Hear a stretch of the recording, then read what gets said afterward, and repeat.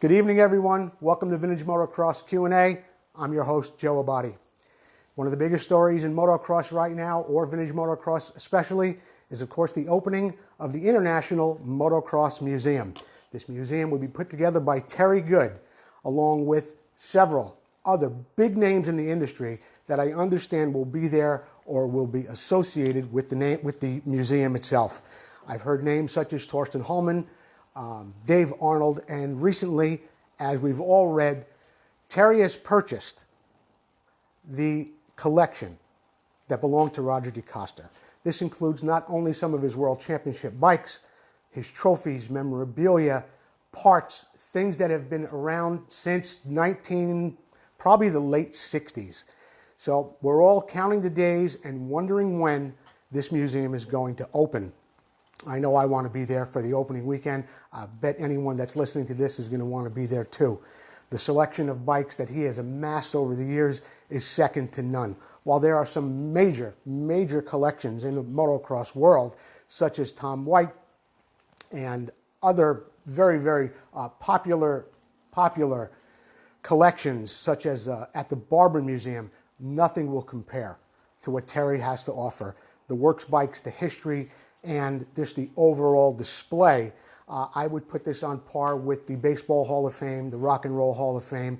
It'll be up there with all that. And I'm sure there's going to be people from all over the world that when they want to travel to America, if they know about motocross, they're going to want to make sure that Chicago is on their list and places to stop just to get to that museum. One of the bikes I want to see especially, the number 39 bike of Bob Hanna, which he won the 1976 125cc AMA National Championship on. But there are so many others too. He's got bikes there from Marty Smith, Jim Pomeroy, Brad Lackey, Torsten Hollmann, Heikki Mikkola. You can name just about any world champion, and it seems that Terry's going to have a bike there and a display to go along with it. So throughout this broadcast, if you have some questions regarding that, if you want to know more about my thoughts on Terry's museum and what's going on there, you can just type the questions into the comment box, and my beautiful wife, who's my assistant here tonight, will be reading the questions to me because I can't keep up with the questions on the monitor and the questions on the phone. There's always some kind of a lag. So we are working through some technical difficulties and making it a little bit more interesting every week. This week I think it's a little more visual interesting with a bit of a parts backdrop in the background, and we're out here in the shop. So week by week we're going to try and make some growth and some expansions in the show, and we'll bring that to you. What I wanted to do also tonight was answer some questions that I didn't get a chance to answer on last week's show. So I have them on my trusty clipboard here, and I'm going to be responding to some of those, and it may happen again this week too. If you have some questions and we don't get to them for some reason, I'll either answer them during the week in a message on Facebook. If it's a really good question, and most of them usually are, we'll use them on next week's show. Last week I had Greg Kendrick ask me, has Bultaco Persang demand for vintage racing dropped off? I don't know if the Bultaco Persang has dropped off per se as far as vintage racing goes, and we've discussed this a few times. As guys start getting older, the vintage bikes are going to be, well, people are going to be parking them a little bit more. As you have youth maybe getting interested in vintage motocross, they might want to get on one of these bikes, maybe that their dad rode, even their grandfather. So I'm not so sure that the Bultaco mark itself has dropped off. It just seems that it might be a little slow, or things might be a little slow going into vintage scene overall. Brett Kerr, what are the best events, swap meets, racing, etc. for VMX in Southern California and elsewhere? Well, I'll tell you, Brett, here's some of my favorites. In New Jersey, you got the Nesco Vintage Swap Meet and Dirt Bike Street Bike Show. That's coming up on October 12th and 13th. You've got the AMA. You've got the AMA Vintage Motorcycle Days in Ohio. That's every July, and that goes on for about a week. Something I would recommend right now in Southern California, you've got Grant Langston and Gerald Langston. They own Langston Motorsports in Temecula. So you might want to get down there and see the Langston boys. They've got a great show coming up. I don't know if it's a swap meet, but I know they were talking about having a good vintage display down there. And of course, the Hanford Collection, the Hanford Classic Motorcycle Show and Swap Meet in Hanford, California. But the Langston Motorsport thing is coming up in the near future. You want to get down there, get a chance to hang out with world champion and national champion Grant Langston, great guy, and his father Gerald, who beat me in an arm wrestling match in Las Vegas 2 years ago as he drank a vodka and grapefruit juice. He never put the drink down and he buried me. My arm still hurts. Get down there and see the guys at Langston. You'll have a good time. They put on a good show every year. John Pace wants to know, how about the proper way to polish aluminum? John, our friend George Lucas sent me some pictures, and I'm going to be posting them after we do this live broadcast this evening. George is an expert at polishing metal, aluminum, all types of things. He does even show chrome or restores chrome and trim for some very, very expensive cars. George is down in southern New Jersey. He's also a personal friend of mine. I know him a long time. And he has some tips for us, and I'll be posting them later on in an album with pictures and the different products that he uses to polish aluminum. My tip for polishing aluminum is put it in a box and take it to someone who polishes aluminum. It's a really dirty job, but it's a very gratifying job too. And if you have the right tools, it's something you might want to try. Great question, John. Keith Geisner, tips and tricks for replacing spokes, set up and install. In a minute, I'm going to get up and I'm going to stand behind this table that's behind me. I'm going to give you a little visual tip on what to do. But two things I'd like to mention before. Number one, make sure the spokes you buy you are 100% sure they're for the rim you have. The biggest mistake, and the thing that will drive you absolutely nuts, is not having the right spokes for the application that you're looking for. Another tip is, if you're buying Buchanan spokes, make sure you buy Buchanan nipples with them. The thread pitch is different on their spokes than everybody else's spokes. So, with that, I'm going to get up here for just a second, and I'm going to give you a little bit of an idea what to look for on how to lace that rim when the time comes for you to do it.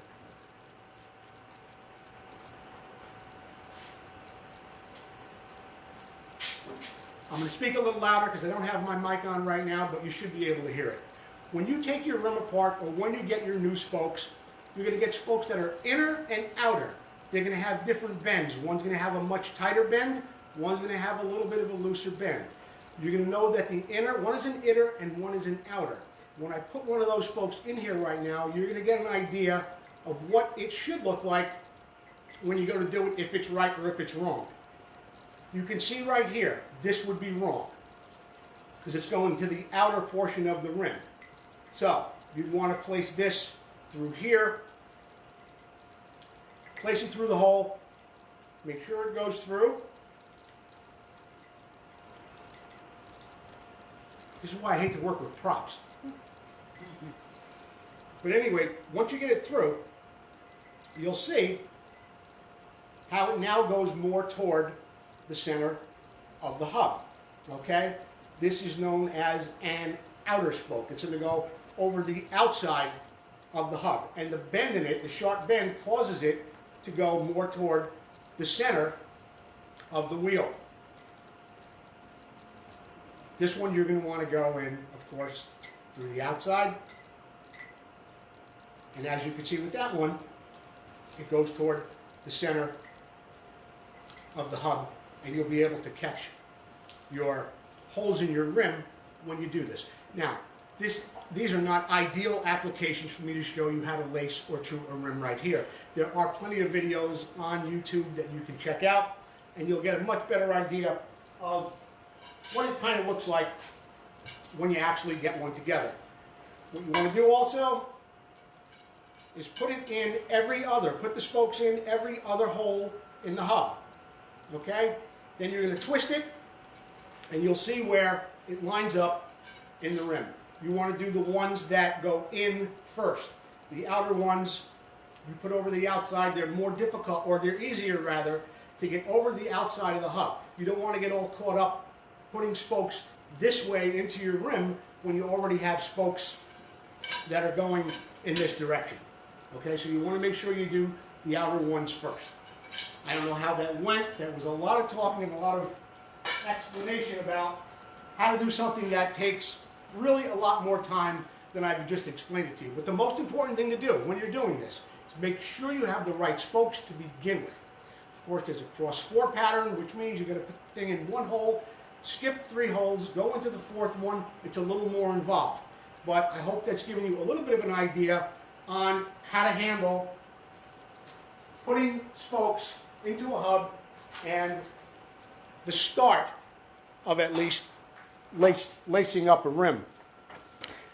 We've got some questions coming in. I'm going to put my mic back on, which is right here.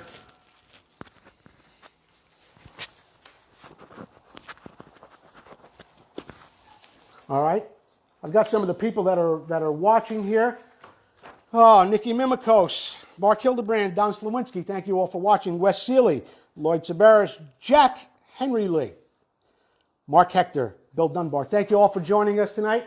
We're going to be following up with a couple of more questions right now, but I need a little refreshment.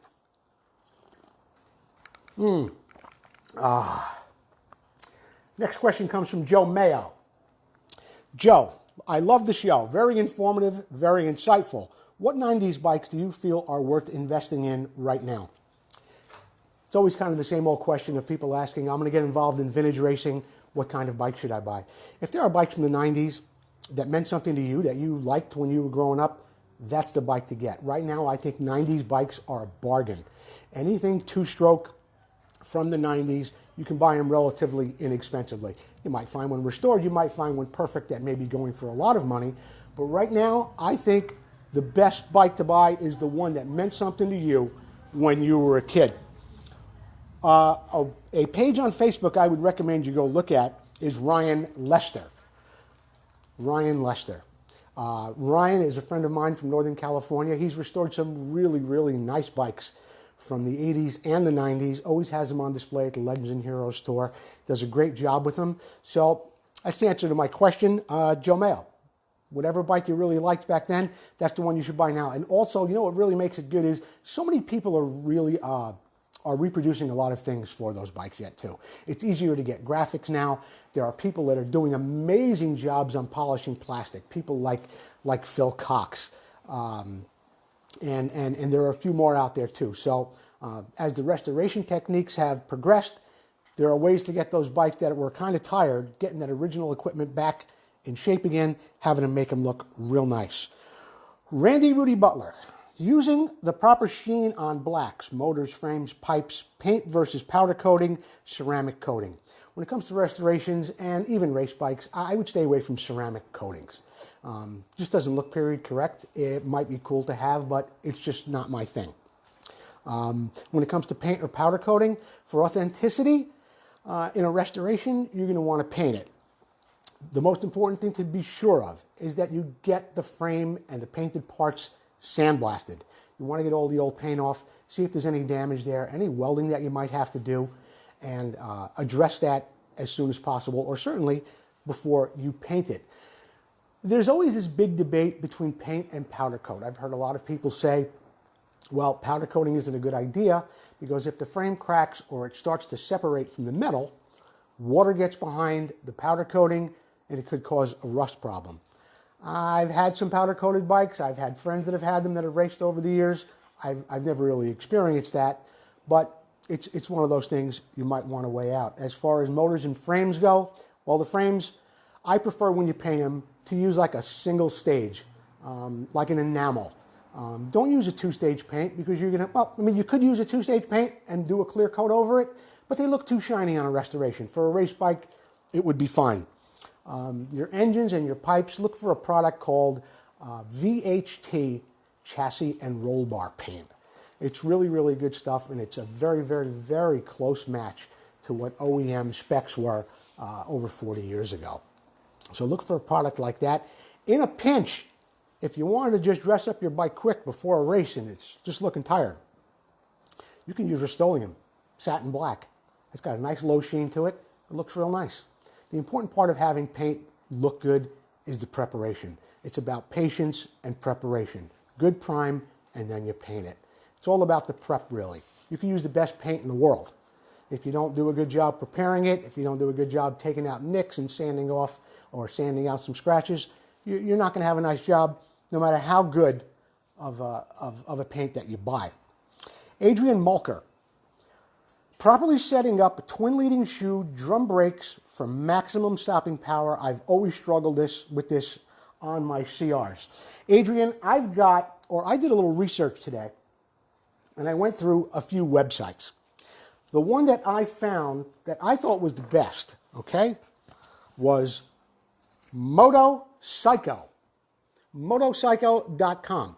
It was a great little display that the guy had there. He had a lot of pictures, and he explained to you, probably even more so than a guy in a video might, about what to look for, what the problems areas may be, and how to set up the proper arc in that drum, the things you're going to want to look for when you want to get your dual leading shoe front brake to really work at its optimum. I know they can be tricky. I've seen videos and I've seen guys do it where you have to make sure the axle is tight first, that where the backing plate is, of course, locked in the most forward position. That's a big mistake that guys make too. But this Motorcycle,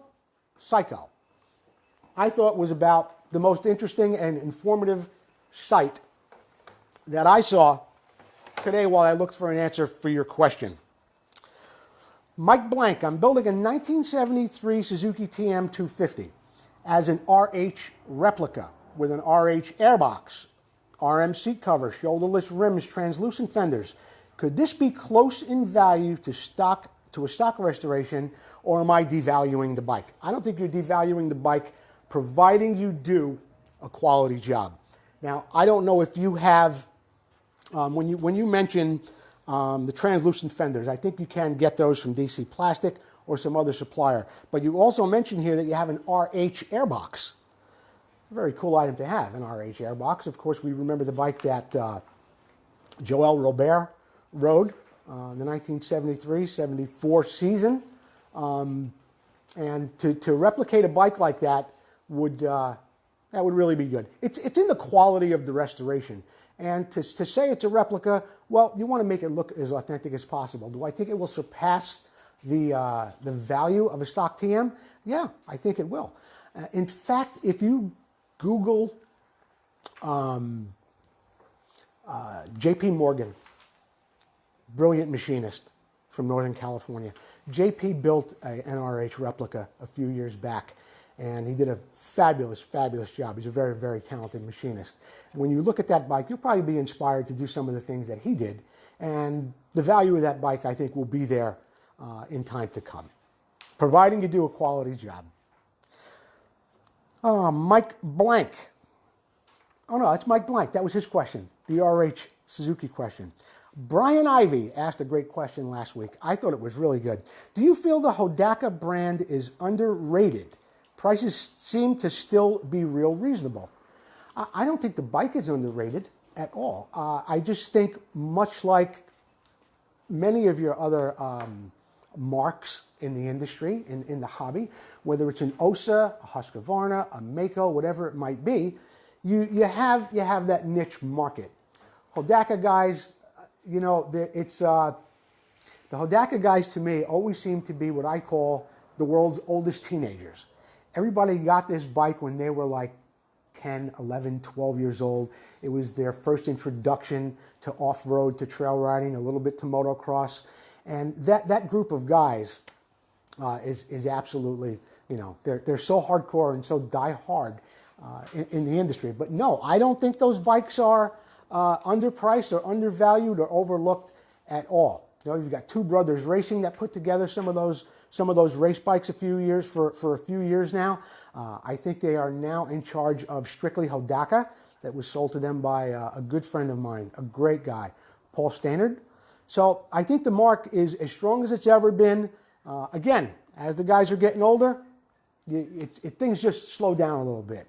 But I've seen some really, really nice restorations of Hodakas going for some serious money lately, over $5,000 or $6,000. I think I saw one at $7,000, and it was like a dirt squirt, but it was completely restored using NOS parts, and it just was a quality job. Had the right tires on it, the finishes, the fit, the chrome, everything looked great on the bike. That's pretty much the end of my questions or responding to questions that I had from last week. If questions are coming in from certain readers and or members of the group, I'd be happy to answer those questions. Bob Staskovich is watching. Rich Clark. Paul Hemmer. Paul Hemmer's a friend of mine, not only from high school. We actually went to school together in the 6th grade in Jeffersonville, New York. Paul Hemmer, good seeing you. Phil Cox, I mentioned your name earlier. He's a genius when it comes to polishing plastic. Unfortunately, I can't think of Phil's, the name of his company right now. Type it in there, Phil. Let everybody know about it. I know you're on Instagram as well as Facebook. Jack Lee, incorporating period correct parts and accessories on 80s, 90s resto projects. I'm not really sure. He wants your opinion. My opinion on it for a race bike, I don't see a problem with that. You know, if you want to put Renthal bars or maybe a little bit of a modern rim, as long as it isn't a black rim, you could do that. I'm sorry. When I lose it when I think about black rims on vintage bikes. On cars. Yeah, on cars too. It drives me nuts. Anyway, yeah, to incorporate some period correct parts or later model accessories on 80s and 90s resto project, you're not hurting anybody. You're making a race bike, you want to make it comfortable, you want to make it reliable. So I'm certainly a supporter of that. Mark Hildebrand, are most of the vintage dirt bikes 2-cross or 3-cross patterns? We're going back to the wheel question. You know, Mark, most of the bikes I've seen are 4-cross, cross 4 pattern. I've never done a wheel personally that's a cross 2 or a cross 3. They might have been cross 3 on a Greaves I restored years ago, but that wasn't a 36-hole rim. It was a 40. Again, I don't want to, don't rely on what I'm saying right here, right now, as far as 2-cross and 3-cross patterns go on rims. There are people out there who know a whole lot more about it than I do, and off the top of their head, they could tell you. Unfortunately, I cannot. Justin Lewis, live feed impossible. He likes your Elsinore parts on the wall. Is it on delay? Is this broadcast on delay? It shouldn't be, but it's very, very possible. I can't tell what's going on. It seems to be a little bit delayed. So there could be a little bit of a delay.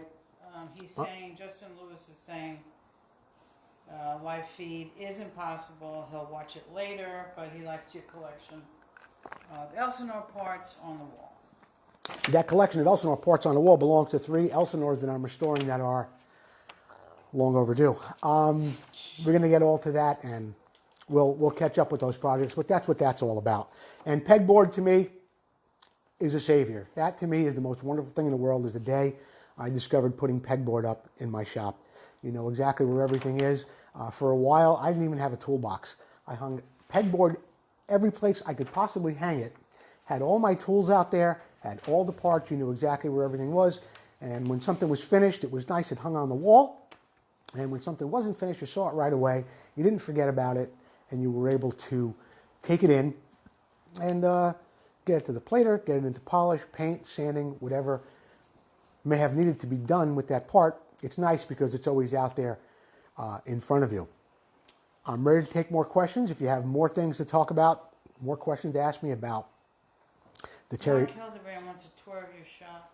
Mark Hildebrand wants a tour of my shop. I can't do that right now, Mark. I'm all wired up here, like I'm in a hospital, So I can't walk around and do that. Eventually, as the show progresses, and the production quality gets up there, we might have some better cameras, better lighting. We'll be able to walk around and see more of the shop. So, also watching Adam Frick, Brian Ivy, Bob Sandegrath. Welcome, guys. I'm glad you're here. If you got some questions that you might have, I'd be more than happy to answer them for you. In the meantime, I want to get back to that Terry Good Museum. I'm not really exactly sure where it is, but I think it's near Chicago. Of course, when I think of Chicago, I think of Chicago hot dogs. I think of the Chicago Bears. I'm not going to say the Bears, but I already said it. So when we all get a chance to get out there, there will also be some amazing things to see out in that area. Not only when you want to go see, of course, Terry Good's Museum, but there's some great things to see in Chicago. West Sealy? He said he's needing a couple of 1mm cylinder spacers for LA rod kits. For LA rod kits, spacer kits to put under the cylinder. I guess you're asking me where you can get those. And I think you're a Kawasaki guy too. Ask Mark Hildebrand where he got spacer kits. I think he had them one time, or I had to buy one and he had it. I was restoring a KX400 for Jeff Schwartz a couple of years ago, and I was about to buy a spacer kit for it, but I didn't have to because Mark Hildebrand had one of the last remaining standard bore KX400 pistons in the world. But there was somebody out there who was making those spacer plates. I can't remember who it is, but somebody involved in watching this live feed may know. If they don't give you an answer, I'll get on it. I'll find out who's making them for you. Justin Conway wants to know what ratio of premix do you feel is a safe ratio? Is 32 to 1 with the newer oils too rich of a mix? Stop. This is a question that will make a thread go into 200 comments overnight. What is the right mixture, the right ratio to run? Use the one that the manufacturer recommended for your bike originally. That's one place to begin. However, the big controversy comes in with oils being 40 years newer, much, much better quality oil. What should I run? Something to keep in mind. When you think or when you proceed to add more oil to your mixture, thinking that it's better for the mixture, that you're running it a little on the rich side, and that you're getting more lubrication, you're actually not. You're thickening the mixture. Yes, you're richening it, but picture it this way. This is the best way I could describe it to you, okay? Picture your main jet, your main jet mostly, being a funnel, okay? It's shaped just like a funnel. It's not shaped like a funnel, but picture it like that. Now, when you pour water through that funnel, think about how quickly that water comes out the bottom. What if you made the water thicker? What if you put a thicker liquid in there, like milk, like honey? See how it doesn't come through so quickly? That's what you do many times when you add oil, more oil than recommended to gasoline. It's not really good for it. It's a combination, and it's a combination of things that you really need to go further with jetting, and seeing what other guys run. You know, whatever bike you have, go to one of these Facebook pages, tell them what bike you have, tell them what carburetor you're running, get a baseline jetting idea, and go from there. I mean, 36 to 1 seems to be more than enough oil. I mean, I have a 74 YZ250. I've run it at 50 to 1 with Bell Ray, okay? And I've never had a problem with it. So it's something you have to experiment with. Ask other guys who have the same bike and go from there. Brian Ivey, how about a guesstimate? I could guesstimate. How about a guesstimate on an AJS Stormer 250, never had gas in it?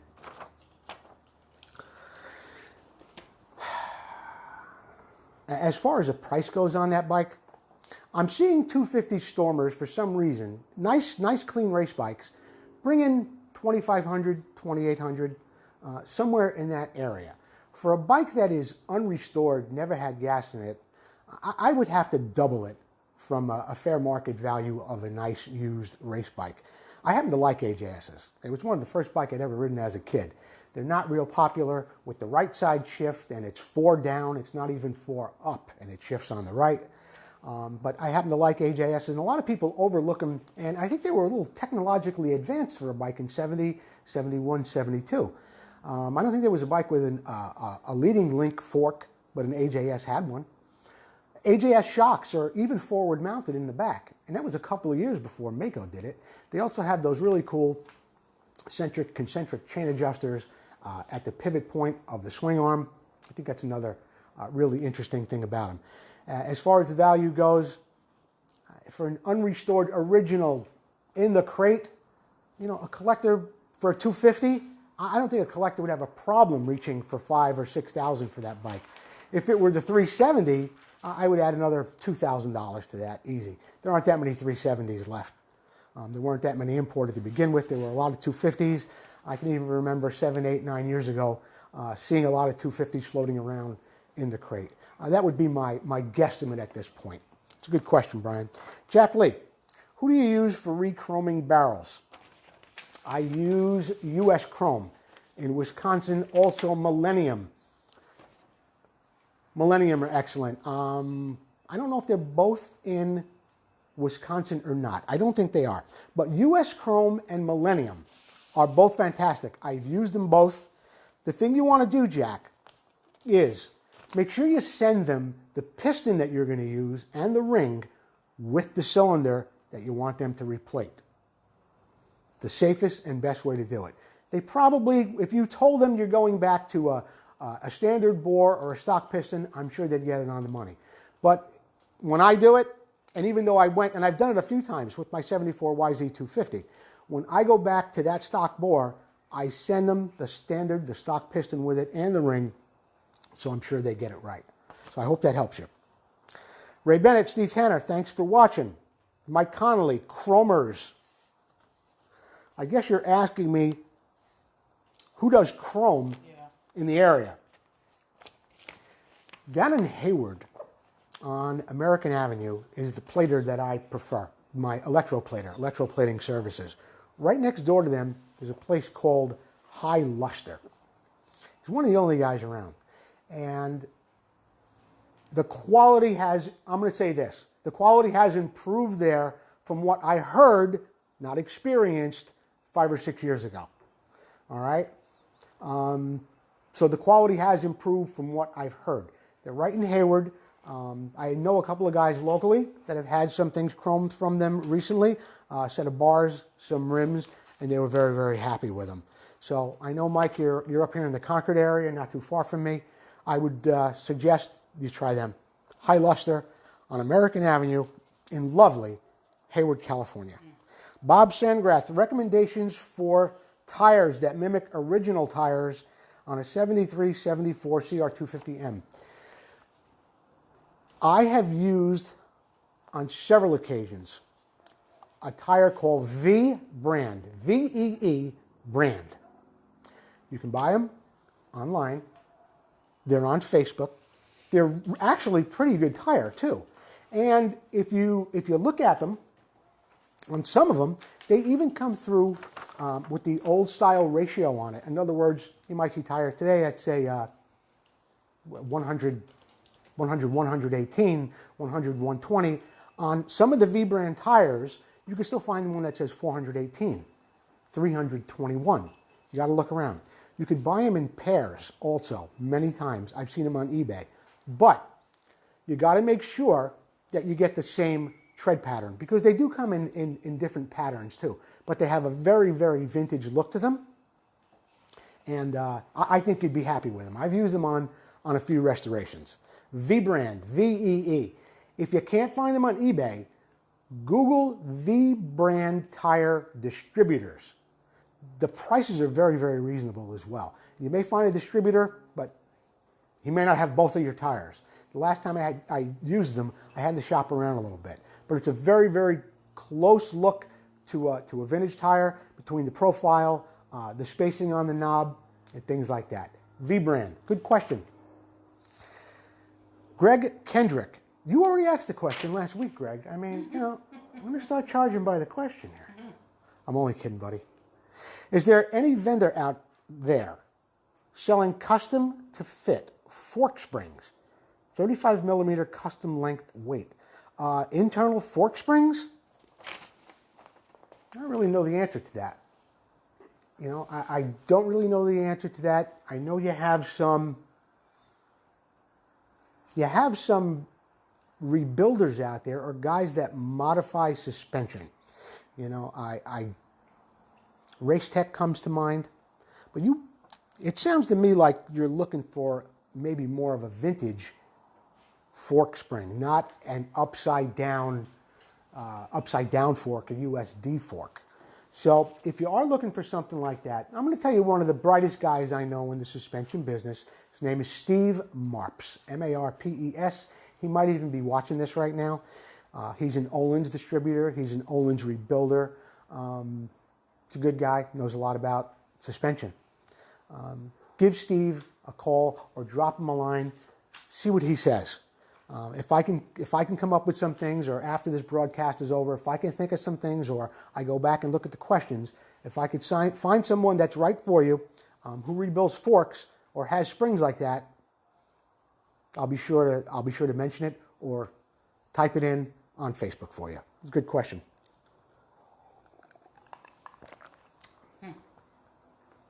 Hi, Mark Sinclair. Mark Sinclair. Nice to see you. Mark Sinclair, very talented BMW modification guy. Built some beautiful race cars out there in New Jersey. I can't think of the name of his business right now, but I know he was up there in the Mahwah, New Jersey area. I've known Mark since he was just about old enough to drive, when he was 17. And he has a very, very successful BMW modification place there in North Jersey. Mark, I hope you and your wife and your boys, I hope you're all doing well. And when I get back to Jersey, I'll be sure to give you a call. We'll go out and get something to eat. Also watching is Larry Hewley and, of course, Mark Sinclair. Justin Lewis. Thanks for being there, guys. Justin Lewis, you still having a problem with your internet? I hope it gets better for you, man. I'm going to start on my 72 CZ400 this winter, mostly complete, but I will need to go through the engine, and I need a front wheel. Who are the best and easiest to talk to vendors out there? For front wheels, well, why don't you do this? You're going to be rebuilding it. You're going to be racing the bike. Put a new front wheel on it. Just go to Buchanan, okay? Get a couple of new rims and replace them both. You don't want to be out there racing a 45-year-old bike, 200 pounds plus your weight, on aluminum that's 45, 47 years old.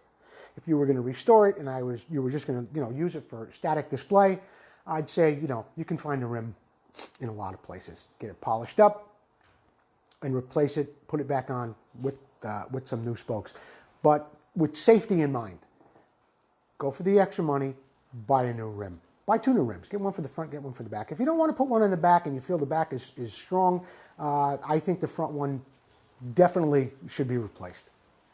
So as far as a CZ person to rebuild your engine, I'm going to respond to that in a private message. I'll get in touch with you on who I think is going to do the best job for you on that. But good question, and I'll be sure to get back to you, if not later tonight, in the next couple of days. Justin Conway, I'm going for Bombay Sapphire and Tonic, not water and lemon. Well, as Graham Noyce once said to me, Joey, I'm on water. It's a long story. It was a fun night. But in the morning, he was on water. And right now, I'm on water as well. If we have any more questions, I'd be happy to answer them for you. Susie, see anybody else coming in with anything? No. No? Not right now. Well, if that's it for the questions tonight, you can, of course, still type in your questions after this broadcast is over. I want to thank you all for being here. I want to thank my new buddy and producer, Jordan Woodworth. He's back here, and he's kind of helped me with the lights and set up this little monitor, and gave me some ideas of how to get out here in the shop and maybe give the show a little bit more visual interest, and I think we've done that. But it's you guys who ask the questions and show up every week that really make it all worthwhile. So thank you for being here. What's that? You have another one? Wes Seeley says ethanol with a question mark. Wes Seeley, you're asking me about ethanol gas. I guess you're talking to me about. Again, this is another one of those questions that could turn into a very, very, very long conversation. As far as gas goes in a race bike, for my money, I have to go to Sunoco, get the highest octane gas they have, and then buy race gas, like 110 octane race gas.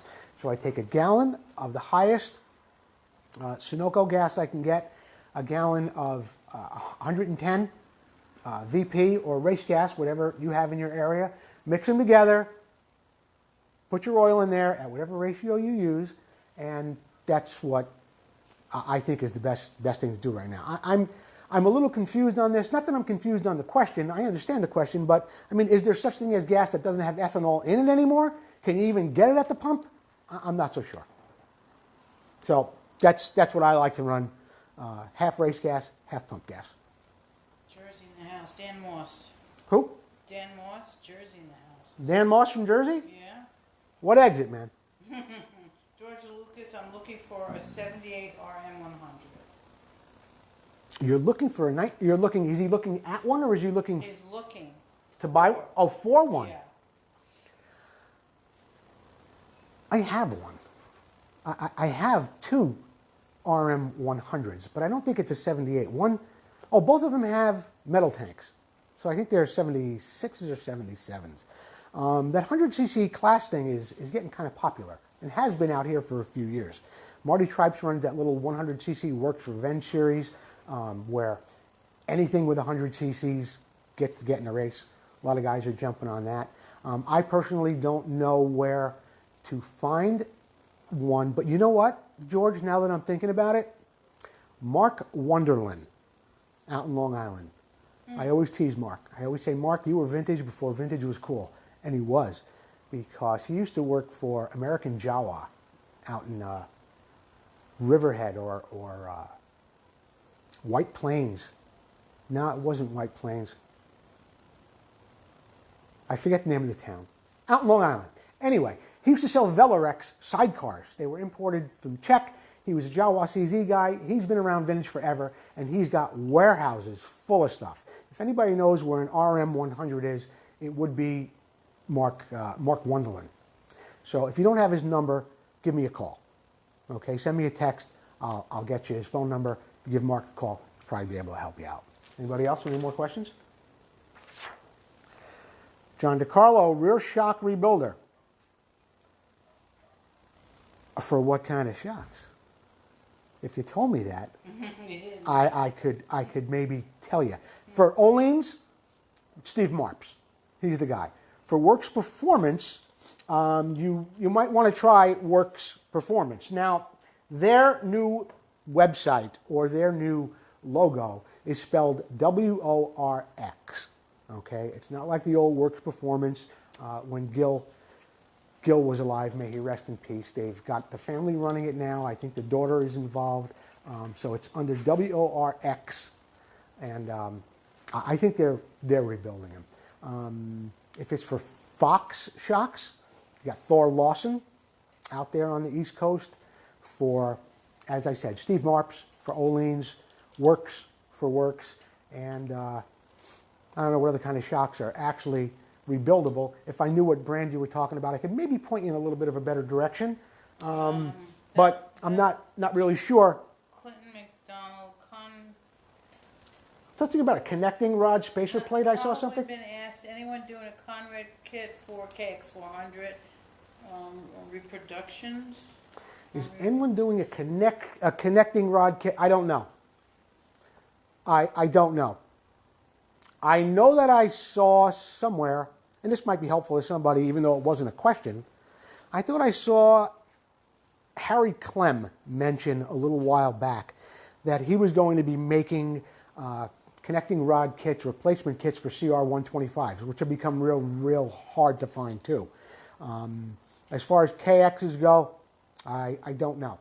If I hear something, I'll let you know. Who else do we have? That's it. That's it for right now? You have Tim Borgefield is watching. Okay. And Dan Moss. Don't even go there. Sussex County here. Sussex County. Nice up there. So, I think this about wraps it up for this edition of Vintage Motocross Q&A. I want to thank everybody for being here. And remember, after this broadcast concludes, you can still put your questions in the comment section below. And in fact, I encourage you to do that because we had a lot of questions that I was able to bring into the program this week, and we were able to help some people. It also makes it better for me to answer the questions when I have them a little bit in advance, so I can do a little research and get you the best information possible. Once again, thank you for watching Vintage Motocross Q&A, and we'll see you next Tuesday at 6.